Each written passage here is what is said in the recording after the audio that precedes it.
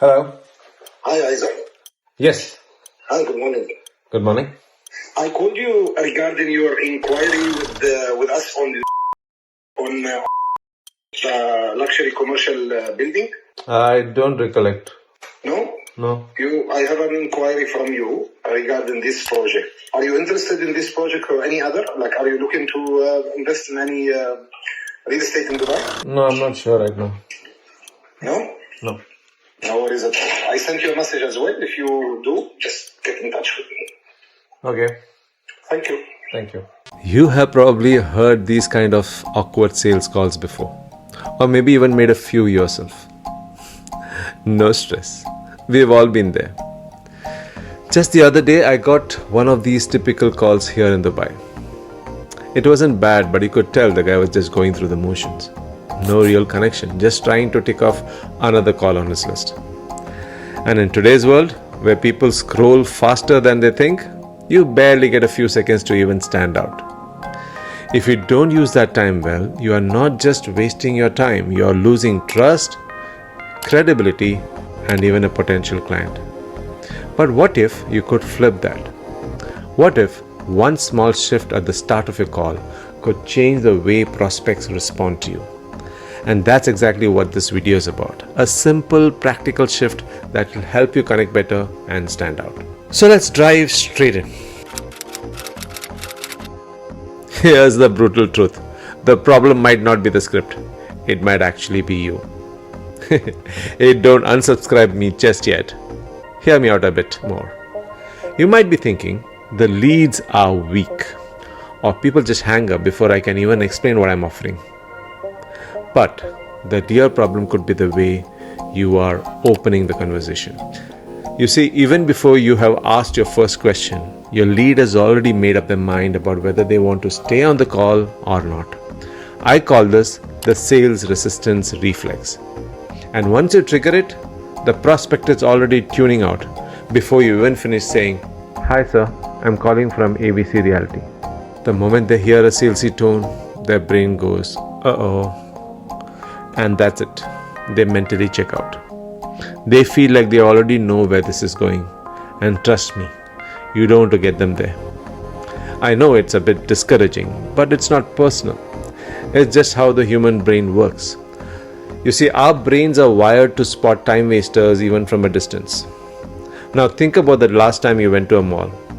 I'm sure you can't miss these guys. They stand in the aisle, holding out perfume strips, trying to get your attention. You probably looked at your phone to dodge them, or just looked away, just to avoid eye contact or hearing something like, "Can I have a second of your time?"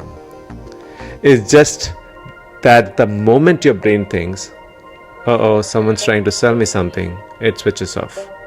At best, you smile and shake your head with a, "No, thank you." And this is exactly what happens in sales too, especially on calls. The moment someone feels a pitch coming, they switch off. That's why real selling isn't about pushing. Real selling is about pulling them in, making them want to have the conversation. It shouldn't even feel like a sales call at all. So what can you do differently to avoid triggering that sales resistance reflex? Let me explain with a real example. A call I got recently. That's okay. Tell me. Yeah, this is from. How are you? I'm good. Yes, sir. You just raised the request to know more details about one of our property, and Sorry, I didn't understand. you requested more details about one of our property. I'm not sure. Okay, so you are not interested. You don't want to buy any property. No, not really. Okay, no worries. Thank you, sir. Have a good day. Thank you. Bye-bye. I'm sure the agent had good intentions, but they lost the connection in the first few seconds. If I were the one making that call, I would have approached it a little differently, using a sales strategy I call the iCONNECT approach. It's a proven technique that delivers results every single time. A senior property consultant called me recently and said, "Isaac bhai, I need your help." Now his team was calling Facebook leads for a hot new launch. The ad was working, tons of clicks, strong interest, but the actual calls, not so much. People just hang up or say not interested before we even get through the first sentence. So I asked him, Okay, what's your usual opening line on these calls? And it went something like this. Hi sir, you showed interest in Dubai Creek Harbour. Are you looking to invest? There it was. Too much, too soon. Looking to invest? That may have worked 10 years ago. But today's buyers, they tune out the moment they sense a pitch coming. Here's what most people forget. Every single person, no matter the budget or the background, wants to feel seen. They don't want to be talked at. They want to be heard. Now let me tell you what I mean. Years ago, right after I got my Dubai driving license, I was all set to buy my first car. So what do? My wife and I walked into the genuinely ready to buy. And yet, not a single person acknowledged us. No greeting, no smile, nothing. And to be honest, I get why. See, maybe they felt they didn't need to try too hard. They had the numbers, the brand name. The footfall was always there. They didn't have to impress me. But that moment left me cold. So I literally crossed the road, because across the road was Honda. And I went ahead and booked an Accord. Same city, same budget. But one brand made me feel invisible, the other one made me feel seen. And that one experience taught me more about consumer psychology than any book or YouTube video ever could. Because at the end of the day, people don't just remember what you said, they remember how you made them feel in those first few seconds. And that's exactly why I told the sales team to try something new, something I call the iCONNECT curiosity flow. Now on paper, it might not sound like a big shift. The words aren't drastically different, but the energy behind them, that's what changes everything.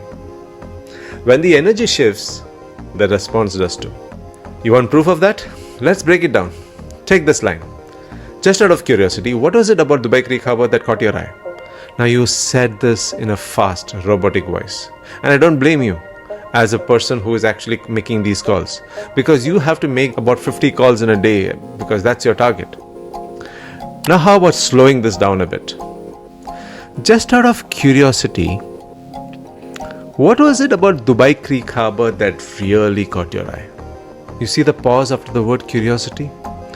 That pause, that's where connections happen. And let your tone reflect that you genuinely want to know. Then follow it up with something like, interesting. And what's got you thinking about buying in Dubai now versus maybe 6 months ago?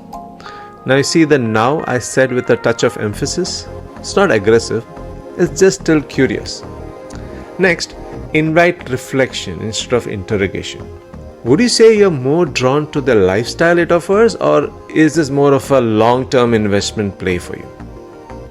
Now this makes them think and speak honestly. See, it's not about getting yes or no. It's now about making them feel understood. And finally, if you don't mind me asking, have you thought about what kind of budget range you would feel comfortable exploring? You see, you're not saying what's your budget, or you're not asking them that, because it would sound like you're ticking boxes. You're not talking like a person when you say what's your budget. But using phrases like feel comfortable shows you're focused on what works for them, not just what they can afford. Let's be real, your buyer didn't answer your call to help you hit your daily call target or to help you fill in some Zoho lead sheet or whatever CRM your office swears by. They are on the call because something caught their attention and they want to feel like they matter. Even asking, Palm Jebel Ali's been getting a lot of buzz. Now, was it the bigger villa plots, the amenities that are planned, or the payment plans that grabbed your attention? That's not a pitch, right? That sounds like a conversation. Whether they're looking at a cozy $400,000 studio or a flashy 15 million mansion at the Palm, it's not just the property that's getting them interested. It's the way the conversation makes them feel. Because here's the magic. When you stop sounding like a salesperson, people start selling themselves. And here's how to make that shift. From being seen as a salesperson to being an advisor they can trust. This is the iCONNECT model. And this isn't just any acronym. It's a mindset. It is the antidote to outdated sales tactics. Because if traditional selling is about pressure, persuasion, and pushing people to say yes, iCONNECT is about curiosity, presence, and permission. Each letter in this model unlocks a moment of genuine connection. Let's break it down. I stands for intention. Understand your role as a helper, not a pusher. Basic. Most salespeople are stuck playing the numbers game, dialing fast, aiming to hit their daily targets, chasing quantity over quality. But here's the shift. Real sales success starts when you stop sounding like someone trying to win a deal and start showing up like someone genuinely trying to help. Be a guide, not a robot ticking off how many calls you have made today. C for context. Establish relevance and make it personal to them. Don't just start talking, make it about them. Let them feel, okay, this call is actually about me. Reference something they showed interest in. See, when your words reflect their world, not yours, they listen differently. O stands for observation. Ask open-ended questions and really listen to their answers. Not just the words, but the meaning behind them. Not just what they say, but how they say it. What's behind their words? What really matters to them? When you listen like that, your follow-up questions feel natural. And that's when the real conversation begins. N for needs. Discover emotional and practical needs through this conversation. Don't rush into asking things like, what's your budget, right away. That can make people pull back. Instead, ask simple questions like, what's got you thinking about buying right now? Now you see, that helps them open up about what's really going on. There are hopes, their concerns, or life changes. Once you understand that, you can guide them better. N stands for narrative. Help them reflect and articulate the story, situation, or aspiration. See, once the conversation opens up a bit, help them share what's really going on, what they want, what's missing, or even what they are dreaming of. You see, you don't need fancy language or deep questions. Just keep it natural with things like, what made you curious about this? Or if you had to pick your ideal outcome, what would it be? Let them do the talking. You learn exactly where they're coming from and where they want to go. E for empathy. Let them know it's okay to feel unsure. Yes, even that. If someone says, I'm just looking or not sure yet, don't flinch. That's normal. Say something like, that's totally fine. Most people I speak to say the same thing when we first talk. You're not there to push. You are there to help. When they feel no pressure, they start to relax and open up. C for commitment. Make the next step feel easy and low pressure. You're not asking them to decide everything right now. Just invite them to move one small step forward at their pace. Try saying something like, would it help if I showed you a couple of options just to see what feels right? This way the choice is theirs. And when they feel in control, they are more likely to say yes. Finally, T for trust. Be honest, patient, and respectful. You don't have to convince them. Just show up with sincerity and confidence and make it clear they are in control. You can say, if this doesn't feel helpful at any point, sir, that's totally okay. Just let me know. See, when they feel safe and respected, they are more likely to open up. And even if they don't buy today, they will remember how you made them feel. And that's what brings them back when they are ready. And they might come back with more references for you as well. And that right there is the real truth about sales. It's not just about closing deals. Very importantly, it's about opening relationships. And that brings me to something I say all the time. Sales isn't just a job. It's a life skill. One I genuinely believe everyone should be exposed to while growing up. And seriously, we are all born with some of those sales instincts already wired in. And I felt for this segment, let me show up on screen. You see, we had to make our cries convincing as infants for our mom to give us milk, or she would have probably given us a toy. As toddlers growing up to little kids, we start negotiating with our parents, with our brothers. Dada, one more cartoon episode. Then we grow a little older. We learn to look good, feel confident, dress right, speak better. Why? Because we are trying to impress. We are pitching ourselves, whether it's to win a date, propose marriage, or ace a job interview. And when I travel, when I visit a hotel, I make sure I ask. Because the fundamental rule in sales is that you have to ask. And what do I ask for? an upgrade. Like this one time I was staying at the Ritz-Carlton in Hong Kong. I walked up to the front desk manager with a warm smile and said, "Your team has been super helpful. Where can I leave some great feedback for you?" Then once they smiled back, I would then talk about how it would be fantastic if I can get a room upgrade to celebrate something special. And boom, next thing I know, I'm opening the door to the top floor suite. Personally, I would rate that stay higher than the Taj in India. Okay, now here's the thing. If you met me fresh out of school, you wouldn't have seen this coming. You see, I might come across as an extrovert, but I was not. I was a shy kid growing up. I went to an all-boys school. I was quiet. I was an introvert. Forget hotel upgrades. I could barely manage a smile in front of a beautiful girl in college, or to even say hi. So I genuinely thank God and my stars that my first job pushed me into sales.